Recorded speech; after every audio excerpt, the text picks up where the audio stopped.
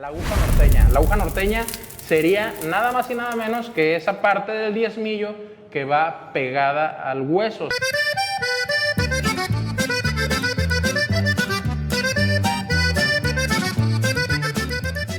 Hola compañeros de la carne, bienvenidos a Hablemos de Carne, valga la redundancia. El día de hoy estamos en Monterrey, Nuevo León, tierras regias, tierras donde nací. Y el día de hoy estamos con una eminencia, Cristian Camarena. ¿Qué tal, Francisco? Carnicero top, de los top 5 de México, con mucha actividad en redes sociales, con un grupo que empezó con 2,000 seguidores y ahorita tienen más de 100,000 en Facebook, Carniceros de México y el mundo. Y un saludo. Así es, un saludo para todos los miembros del grupo y para todos los carniceros de todo el mundo. Pues nos encontramos en Monterrey, como dice mi amigo Francisco, y pues este capítulo es Hablemos de Carne, hablemos de la carne. Y qué mejor manera de hablar de carne que con unos buenos pedacitos de carne y sobre todo pues con buena compañía. Y el día de hoy estamos iniciando esta nueva faceta de Meatspad que inició muy enfocados en la industria de la carne. El día de hoy queremos hablarle más al consumidor, tratando de pues esas preguntas, esas falacias que a veces son, cuando me llegan al inbox, es bueno, esto no es cierto. Ya, el claro ejemplo de que hablamos con el tema del agua. Y me gustaría empezar irnos de lo más básico, ¿no? Así es, que es muy importante lo que platicas, Francisco. Cuando siempre tratamos de hablar de carne, los tecnicismos, como bien lo dices, confunden mucho a la gente, al consumidor. O sea, gente que va y no sabe de otra más que pedir un kilo de bistec o una molida o unas costillitas. Yo creo que una de las partes o una de las piezas claves para poder nosotros llegar al consumidor es hablarles en el mismo idioma. Es algo que nos hace falta hacer a nosotros como industria cárnica. Yo creo que el llegar al cliente de esa manera, una manera digerible, una manera entendible, vaya, pues yo creo que eso nos va a conectar más con el consumidor. ¿Esto qué va a generar? Pues va a generar mucho más confianza a la hora de ir a comprar su carne, o también pues nos va a generar, inclusive, pues me atrevo a decir que una alza, ¿no?, en el consumo. ¿Por qué? Porque ya va a haber menos tabúes, como lo dices, va a haber menos dudas con respecto a la carne, su procedencia, su trazabilidad, no sé, un montón de cosas que la gente ignora o ignoramos inclusive. Y yo creo que una de las partes claves de esto es hablar con claridad hacia el consumidor. Fíjate, y eso es muy importante porque a veces nos perdemos en esos tecnicismos y hace falta, como lo mencionas, bajarnos y hablar de cosas sencillas. El día de hoy, por eso queríamos hacer esto, ¿no? Con carne tenemos aquí un diezmillo, tenemos aquí una picaña que aterrizando me di la vuelta por HB a comprar carne americana para hacer la demostración el día de hoy. Pero antes de iniciar, queríamos rápidamente hablar un poco de cómo se afila un cuchillo. La verdad es que me han preguntado varias veces. Aquí tenemos aquí un zoom, es un afilador de piedra de tres piedras, o sea, se llama tree stone, que viene lo que es una piedra gruesa, una piedra media y una que es más liviana o más fina para terminar el afilado. Y algo bien padre con lo que me he topado es gente que bueno, de alguna manera buscan optimizar también su trabajo dentro de su cocina, dentro de su parrilla, dentro del lugar donde están haciendo inclusive su carnita asada, bueno, ya no decirlo, los carniceros. Este tipo de herramientas pues nos optimizan el trabajo. Que un cuchillo con un buen filo, ¿qué nos da? Nos va a brindar seguridad. ¿Por qué nos brinda seguridad un cuchillo filoso? Muchos dicen, oye, está muy filoso, me voy a cortar. Es más difícil que te cortes con un cuchillo bien afilado que con un cuchillo sin filo.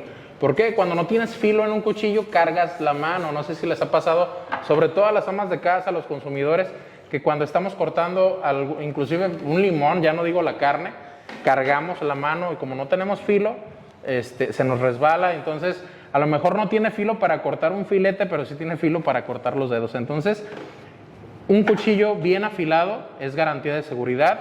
¿Y cuántas veces no he llegado a una casa y me pasan un cuchillo y dice, este cuchillo parece tenedor, parece cuchara? Sí, entonces, sí. yo creo que es una buena herramienta para tener, es seguro, una piedra. Y también tenemos, alguien se preguntará qué es esto, ¿no? Esto es una chaira, o se conoce como steel en inglés, Ajá. que es para mantener el filo. Ya, dependiendo del acabado que hay en la chaira, nos puede ayudar un poquito, como si pueden ver estas líneas que tiene aquí, que también ayudan a la fricción. Hay muchos estilos de sacado, me imagino que tú tienes varios, que es mantener el filo, ¿no? Sacas el filo con la piedra. La verdad es que hay muchos estilos, estilo coreano, estilo japonés, el americano. Cuando estaba en la escuela ahí en la Universidad de Kansas, el inspector de Luzda nos decía, traten de afilar siempre lejos de ustedes, ¿no? Que sería así, eso un Hacia poquito afuera. para los estudiantes, Ajá, ¿no? sí. Siendo que a lo mejor puede ser un poco peligroso cuando estás afilando o o manteniendo el filo cuando lo apuntas hacia ti, ¿no? Así es. La habilidad con la chaira la vas adquiriendo con el tiempo. Algo muy importante que mencionaste y que es muy bueno recalcar es la chaira no es para afilar el cuchillo, la chaira es para asentar el filo. Para afilar es la piedra. Una vez que nuestro cuchillo necesite ser desbastado, ¿sí? Porque el filo ya se murió, ya se está terminando, necesitamos quitarle, como dijéramos en México vulgarmente, quitarle lo cachetón al cuchillo. ¿Cómo lo vamos a hacer? Pues con una angulación correcta, ¿sí? En donde sigamos la línea del metal, nada más. Hay maneras, distintas maneras, como dices, de afilar y distintas maneras de dar chaira. Los estudiantes, como dices, el estilo americano, que es hacia afuera, el estilo francés, o inclusive a los estudiantes de gastronomía los enseñan a dar chaira hacia abajo, apoyando la chaira en la tabla. Lo correcto, bueno, para mí lo correcto es al aire, como dices, bien dicho, siempre hacia ti, pero sin golpear el filo. Si te fijas, es la caída de la mano únicamente con la muñeca y es 1 o 2 pasadas nada más. ¿Por qué? Porque lo único que estás haciendo es peinar el filo que ya diste con la piedra. Me acuerdo de este cuchillo, una de las piedras, digo, un testimonio rápido. Cuando recién llegué a la universidad, el buen John Wolf nos decía, bueno, este va a ser tu cuchillo para sacrificar los próximos cerdos. Dice, ¿cómo? Y bueno, o sea, prácticamente eso fue el inicio del posgrado, ¿no? Y yo creo que eso es lo bonito, porque bueno, es un posgrado de carne, pero cuando te enseñan también todo lo que lleva, todo lo que pasa en el sacrificio hasta lo que es el corte y deshuese. Y otra cosa que no quería que nos faltáramos, tenemos aquí una tabla de cortar. Tenemos de este material que es muy común, que regularmente aquí en México vemos las carnicerías o también las empacadoras que tienen ¿cómo puedes decir? La mezanín, o ¿cómo le puedes llamar a ese tipo de...? Sí, así es. Bueno, las tablas de poliuretano, creo que es el material. Siempre es muy, muy importante trabajar, sobre todo cuando estás trabajando al detalle en una tabla, para evitar el daño al filo de tus cuchillos. Otra, por el contacto que puedes tener también con contaminaciones cruzadas. En el caso de las carnicerías, la contaminación cruzada pues es un fenómeno que es muy latente. Trabajar sobre la mesa yo creo que es más práctico, sobre todo en las plantas de deshuese, cuando estás deshuesando, cuando son piezas grandes, porque lo que quieres evitar precisamente es que se te esté moviendo la base donde estás trabajando.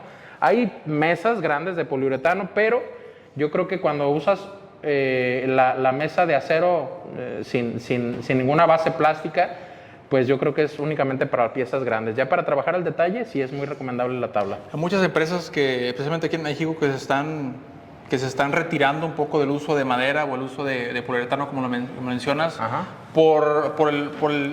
Vas cortando y vas dejando espacios donde las bacterias pueden Así ir es. creando, pues pueden proliferarse. O como decíamos, hay ciertas empacadoras o ciertos rastros que se están retirando del uso de madera o el uso de poliuretano, por lo que les platicaba, que al estar trabajando hora tras hora, el filo va tocando el poliuretano, va creando espacios para la proliferación de bacterias.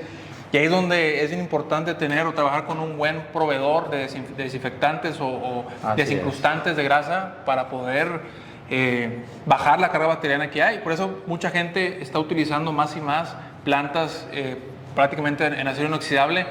Fíjate que me ha tocado estar en ciertos entrenamientos con tablajeros y estás acostumbrado a cortar con tabla, pero con la práctica vas viendo o sea, ¿sí?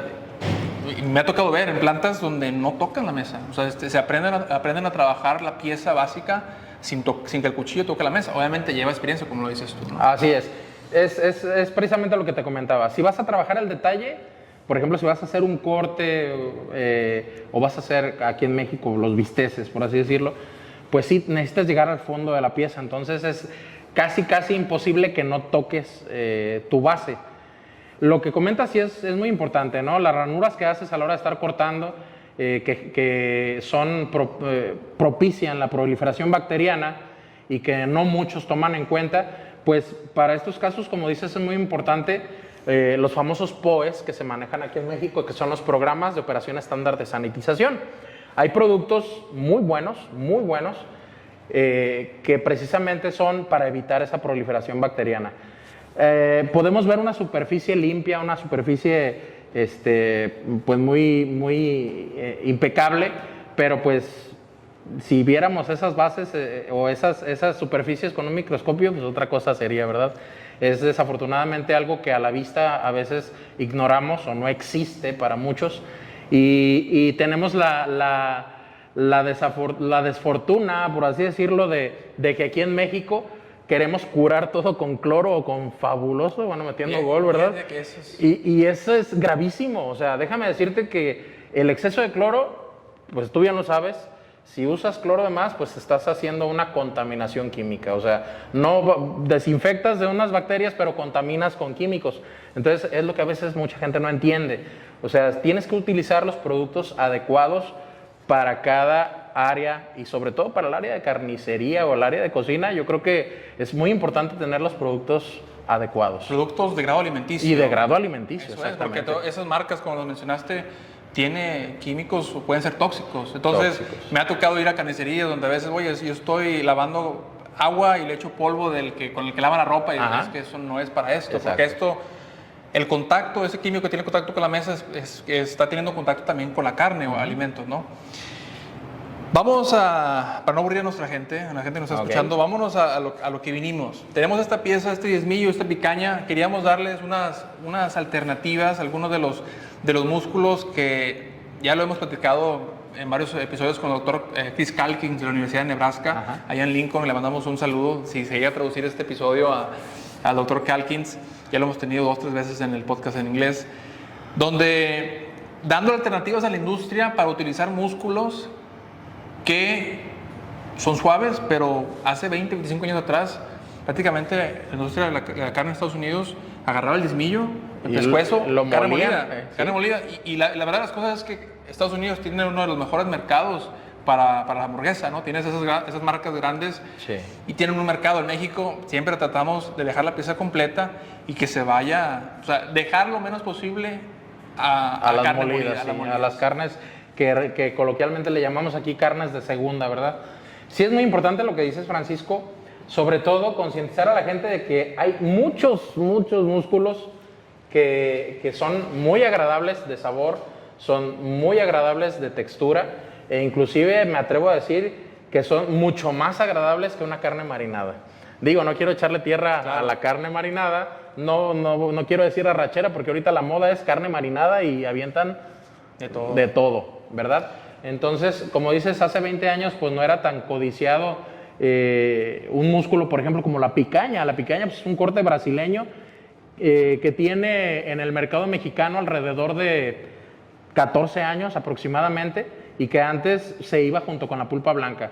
Muchos dicen, bueno, pues es la tapa del sirloin, es el sirloin cap, es la punta del anca, es la colita del cuadro. Bueno, muchas confusiones. Es que mucha gente la confunde con el tri-tip también. El tri-tip, sí, exactamente. El tri-tip es una pieza muy similar, pero que sí es un músculo muy independiente y sobre todo nada que ver con una picaña. La picaña es, aquí en México, para los que nos ven, en México, Latinoamérica, vendría siendo la punta o la cola de la pulpa blanca, ¿sí?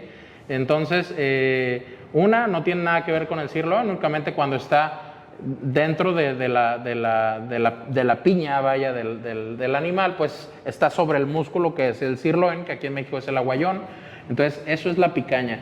Un corte brasileño, porque se hizo famoso por las famosas espadas, ¿no? Que cortan pues sus buenas lonchas de de picaña y van en la espada y van al rosticero, ¿verdad? A la parrilla. Pero, pues también se puede consumir como una carne tradicional para el asador y sobre todo para la gente que consume en carnicerías convencionales. Bueno, en este caso tenemos esta picaña deliciosa, americana, y es de H-E-B. Bueno, ahí yo creo que hasta sería un pecado hasta cierto punto hacerla vistecitos o hacer un bistec picado, ¿verdad? Por unos tacos que no dejan de estar buenísimos. Pero ¿a qué voy con esto? A que en cualquier carnicería puedes pedir tú la punta de una pulpa blanca o en el occidente que sería la punta de una tapa y pues trabajarla como quieras. Y eso es lo que eso es lo que les iba a comentar. Si quieren, a lo mejor para aquellos carniceros que quieren sentirse expertos, este músculo de manera un poco más científica se llama bíceps femoris, que viene, como mencionas bien, de la pulpa del último, depende, 4 o 5 pulgadas, a veces 6 pulgaditas, que es el del bíceps femoris, donde es un músculo muy suave.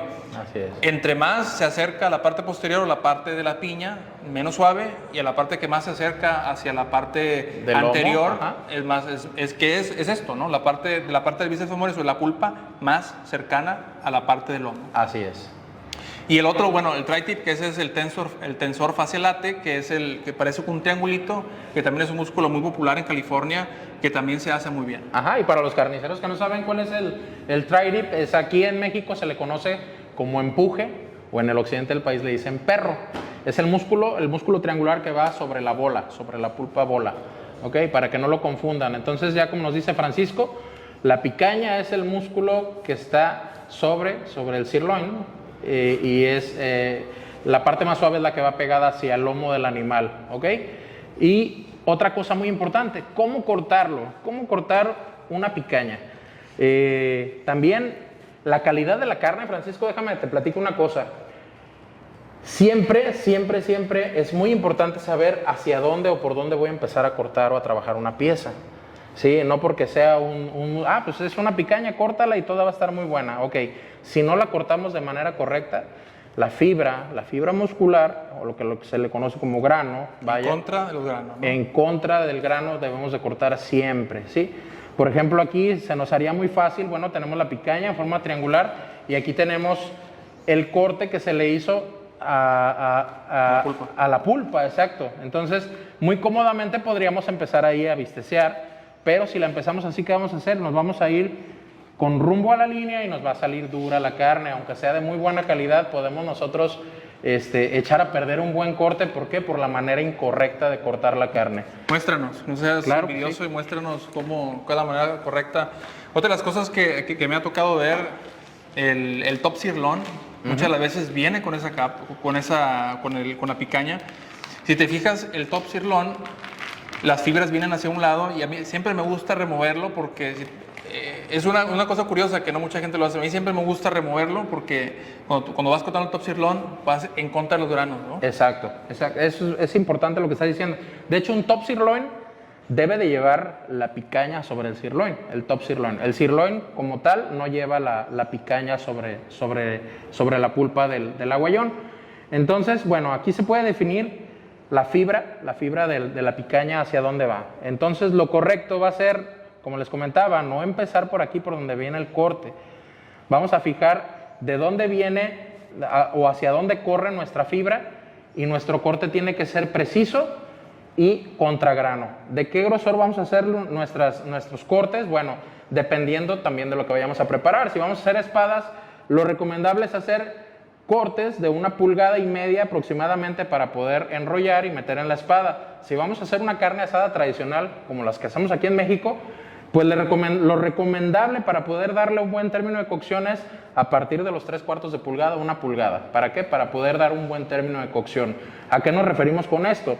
Si yo saco un bistec delgadito no voy a poder dar un término de cocción, porque a la hora de que yo eche a sellar se me va a cocinar completamente, ¿sí? Si yo hago un corte muy grueso que me abarque, no sé, unas 2 pulgadas, pues va a ser un poco más complicado darle un buen término de cocción y más si no tengo como que callito o experiencia en la parrilla. Entonces lo que yo recomiendo siempre es un corte aproximado de 1 pulgada. ¿Cómo vamos a medir 1 pulgada? Ok, con nuestro dedo pulgar, por eso se llama pulgada.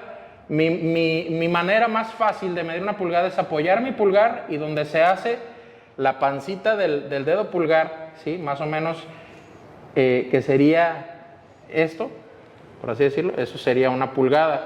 Igual lo pueden corroborar con una regla, si no me creen, pero yo ya lo tengo bien caladito. Entonces, una pulgada sería aproximadamente ahí.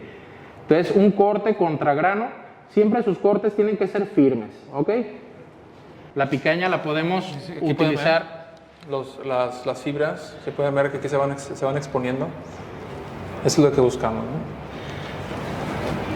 ¿no? Y hay que hablarles un poquito de la sangrita, que todos le temen a la sangrita famosa. Sí, hombre, que aquí podemos ver me ha tocado recibir correos de compradores de carne, de gente, no sé, aquí la podemos poner para que me dice, para que se vea, que dicen, oye, me llegó con mucha agua. Ya hemos platicado de la maduración o el añejamiento natural de la carne.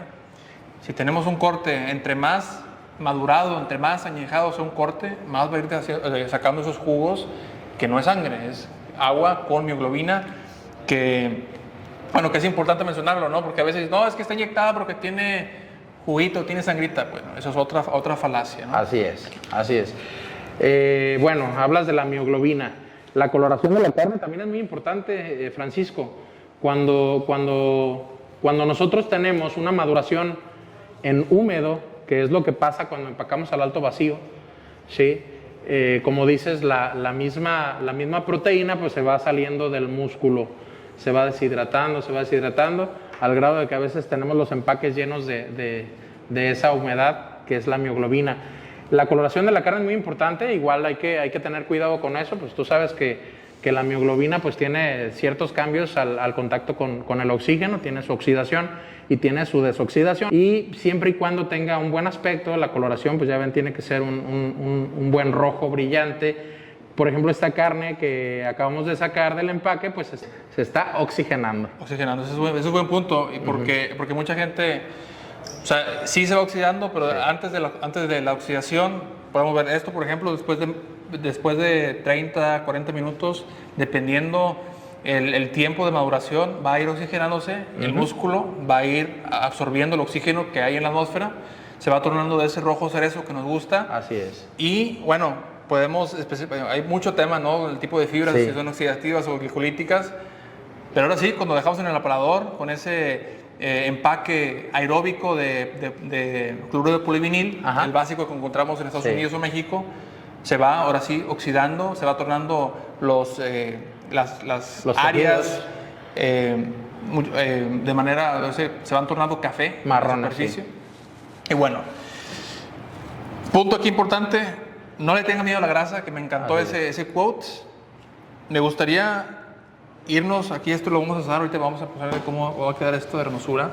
Vamos a pasar con el diezmillo, porque el diezmillo tiene unos tesoros que a veces no nos gusta hablar. La aguja, que lo tenemos en la parte pues pegada a lo que es el ribeye. Así es. Y también tenemos el músculo serratus ventralis o la tablita, como bien lo mencionan, y es otro músculo también muy suave, que es muy noble y vale la pena siempre que estamos deshuesando un diezmillo. Si quieres, platícanos un poquito también ahí de lo que es de donde viene el bistec del 7, el bistec del 0. Claro que sí.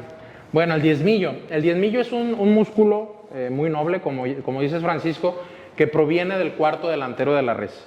¿Okay? Este músculo va sobre las últimas 6 costillas, 5 o 6 costillas, dependiendo de la región, que va a partir de la sexta costilla hacia donde comienza el pescuezo del animal. La parte más fina del diezmillo siempre va a ser la parte que va pegada hacia el lomo, no hacia el pescuezo. Recordemos que el pescuezo pues es una parte del animal que tiene más pues tejido, tejido conectivo. Es un músculo que se mueve más. Exacto, es más duro, más durito. Entonces, pues por lógica, la parte del diezmillo que va pegada hacia el pescuezo, pues va a ser un poquito más rígida. La parte del ribeye, como bien comenta Francisco, que aquí en Monterrey, bueno, yo creo que es uno de los tesoros, ¿verdad? Mi favorito. La aguja norteña. La aguja norteña sería nada más y nada menos que esa parte del diezmillo que va pegada al hueso, o sea, lo dejaríamos con hueso en esta parte, pues nos trajeron un diezmillo sin hueso, o que sería una aguja sin hueso, una aguja norteña sin hueso. Ahora, ¿de dónde a dónde sería lo correcto de una aguja norteña? Porque bien los carniceros podemos decir, la aguja norteña es todo el diezmillo, ¿verdad? Y de hecho, pues es una manera pues válida, ¿no? Porque pues la gente, la demanda de la aguja norteña está a todo lo que da. Entonces, imagínate sacar 2, 3 pulgadas de aguja norteña de cada diezmillo, pues no vamos a dar abasto a la demanda. Y aquí pueden ver este músculo, el spinalis, que viene cubriendo toda esta parte, que es regularmente puede sacar 2, a veces hasta 3 steaks o filetes del diezmillo, no más, ¿no?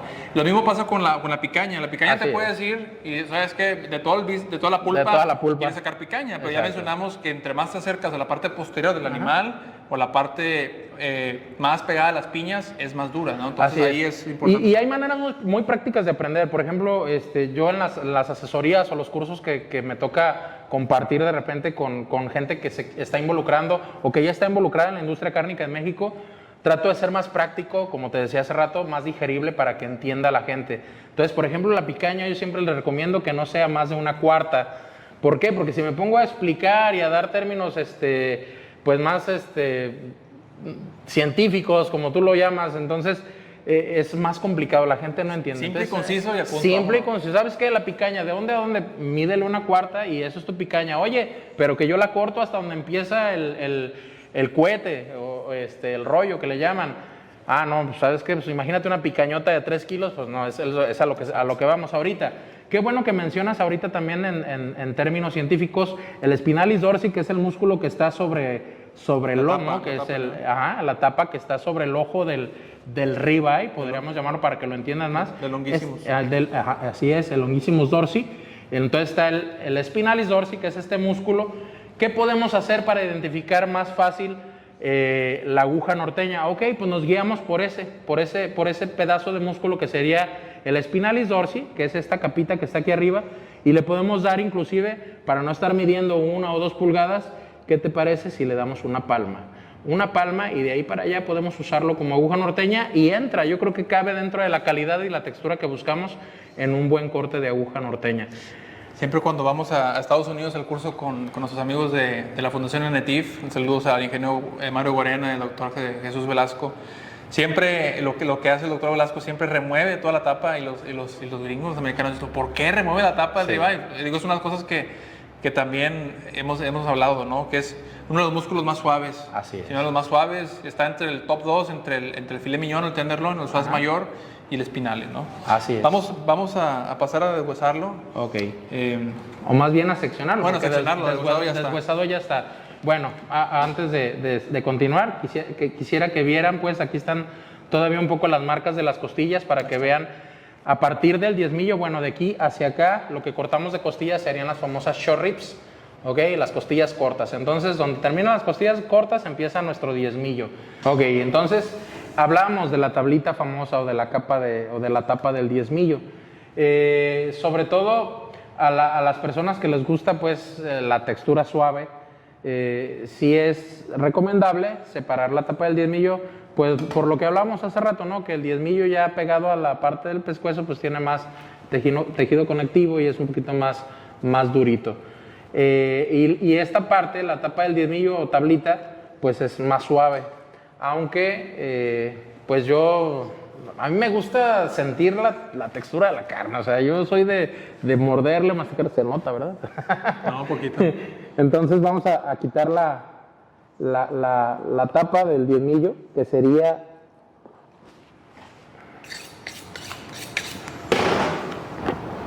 esta pieza. ¿Cómo se llama ese músculo, Francisco? Serratus ventralis. Serratus ventralis.